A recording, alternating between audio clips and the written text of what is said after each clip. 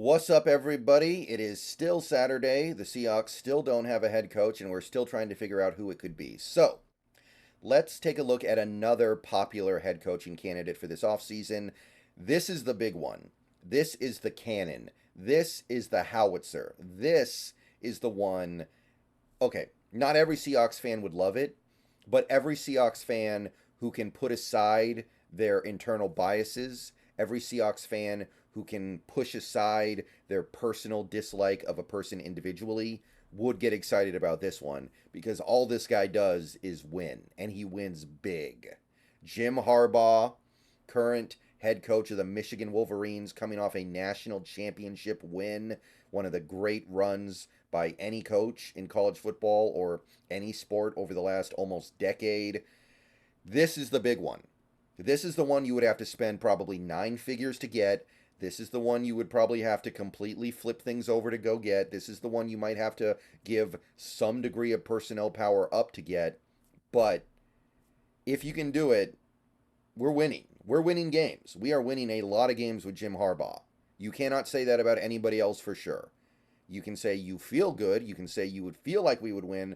But Jim Harbaugh has done nothing but win pretty much everywhere he's ever been, ever gone. There is every reason to believe he would come into Seattle and immediately have that team competing with a team like San Francisco, Los Angeles, Philly, Dallas, etc. All right. So, Jim Harbaugh, 60 years old. Let's break down his resume. It is an incredible resume, not just in the ways that are obvious, but some of the ways that also require some deep diving. So let's take a look at what he did at Michigan. I mean, every season they had a winning record, except for the COVID year where they only played 6 games anyway, so who cares? Cross that off. That doesn't even really matter. He won at least 8 games every year. They won double-digit games almost every year, and they obviously just won the national title. Over the last 3 years combined, we're talking about 40 wins and 3 losses. 40 wins and 3 losses, beats Ohio State every year. Just a great, great run. Obviously, he's got good talent there, but at this point, he's part of the reason why they have the talent. It's not like he inherited everything he's got. No, the team that he inherited wasn't as good as the team he actually built in Ann Arbor. So 10-3, 10-3, 8-5, 10-3, 9-4, 2-4, 12-2, 13-1, 15-0. I mean, this is a guy who got better. He didn't get worse the further he got away from Brady Hoke. And while his offenses, and I am looking at Jim Harbaugh as mostly an offensive mind because he played quarterback and was a quarterback coach initially in the NFL, you can see that the last 3 years it really evened out into a borderline elite offense. Now, I will say the way in which he did things in Michigan may not exactly translate to the NFL because Michigan was a team that really protected their quarterback with an elite rushing attack. They ran the ball a lot. That's not necessarily going to work perfectly in the NFL, but you can definitely have success with a lot of that, and then you just incorporate a few new things, which I'm sure he's capable of. It would surprise me very much if he wasn't capable of it. So 14th in points per game, 6th, 16th. That's just the last couple years. He had other good years too. He averaged over 40 points a game in 2016, 35 in 2018. There were some bad years mixed in here, mostly the one in the COVID year, and then 2017 wasn't exactly good either. But again, he was working with Brady Hoke's team at this point. I don't even know if I should hold it against him. So amazing run at Michigan. Before then, he was the head coach of the San Francisco 49ers for 4 years. Got pushed out because of like a power struggle. The owner the owner seemed a little bit jealous of him. So there were some extenuating circumstances that had nothing to do with performance. The first 3 years he was there, they won at least 11 games, 11 games, 12 games, 13 games. Never lost more than 4 games. Made the NFC title game 3 times. Made a Super Bowl and lost it. We know how good he was in San Fran.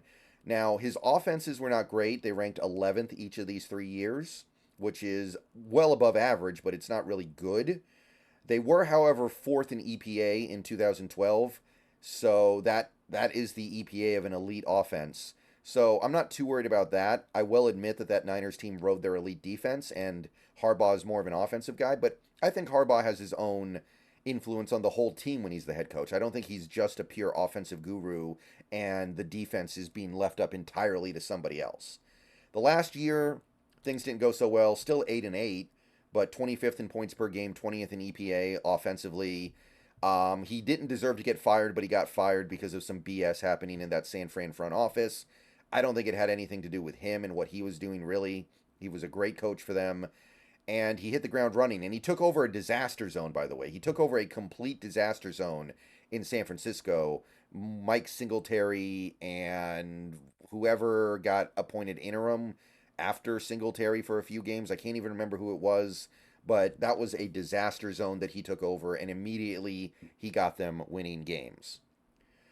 Okay, so now we go back to his previous stop, and we as Seahawks fans who are Huskies fans remember this one well, the Stanford Cardinal, where he was the head coach for 4 years, and look at this magical turnaround. Look at what he was able to do with a pretty low-tier program in Stanford. Took them from the bottom to damn near the top.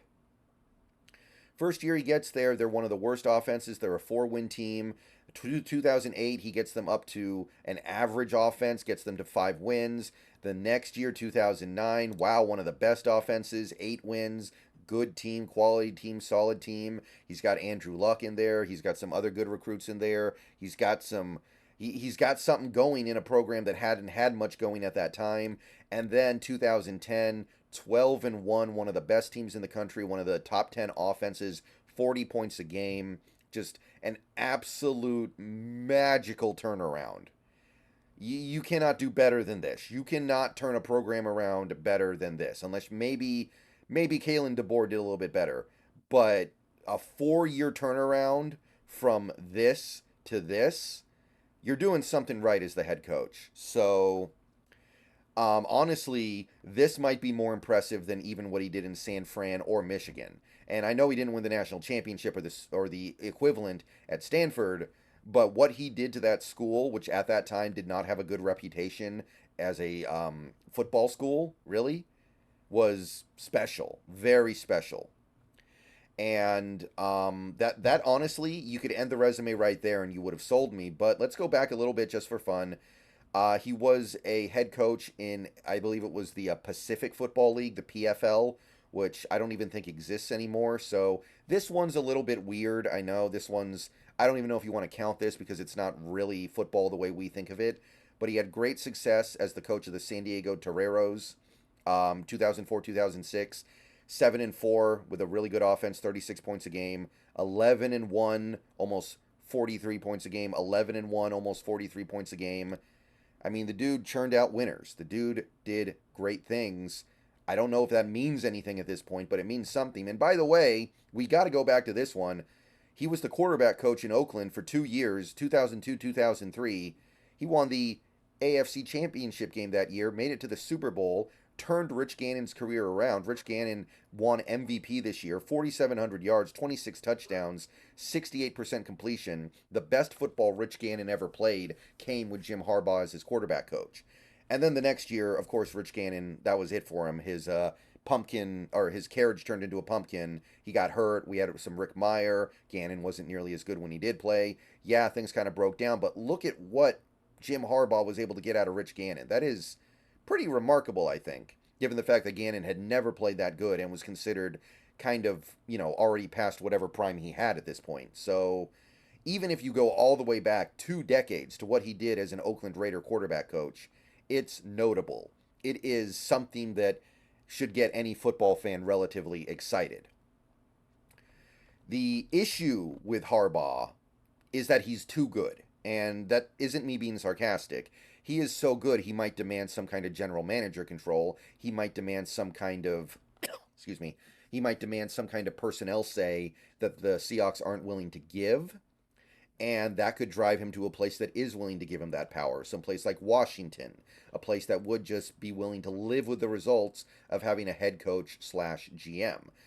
But we don't know if that's something that he really wants. We don't know if that's something that would really motivate him. We don't know if he wants that more than he wants money. And we know we can outbid anybody, right? Like, theoretically, what's the most that Harbaugh could get a year? $30 million a year? If he got $30 million a year, would that make Jody Allen blink? I don't think so.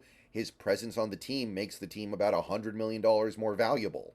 That's easily worth $30 million if that's what it takes. So, outside of the fact that he might want more power than we're willing to give him, which I'm open to that possibility. And I guess there's some baggage with Harbaugh that's not ideal. I do acknowledge that. But straight up, like, I want to win games. And Jim Harbaugh is the one candidate out there who you are definitely going to win a lot of games with. Everybody else is an unknown at best. Even the guys you feel really good about, it might be a really positive unknown, but it's still an unknown. So, Jim Harbaugh, I don't think he's my favorite, but he is one of my favorites for sure. He is somebody that absolutely has to be included in this conversation. I know that it would seem disrespectful to Pete Carroll to do something like this, but guys, it's not personal. This is business. We're doing business here. It was business to fire Carroll in the first place. It was business to go get a new head coach at all. This is business too. It's not personal if you bring in Jim Harbaugh to replace Pete Carroll. I'm sorry, I don't see it that way. And at the end of the day, if I find out that the Seahawks had the chance to get Harbaugh but didn't get him just because they felt like it would be disrespectful to Pete, I'm not going to be happy. I don't like teams. I don't want a team that does business like that. I just don't. That doesn't make any sense. They have a little bit of a personal problem with each other. They could get over it, okay? People get over stuff all the time. All right. I will see you guys later. Go Hawks. Let me know what you think about this one. The resume is impeccable. He's done everything good at every place he's ever been, basically. If you're purely looking at a coach to bring in to win games, this has to be number one, I think. Maybe he's not my favorite, but in that regard, he has to be the favorite.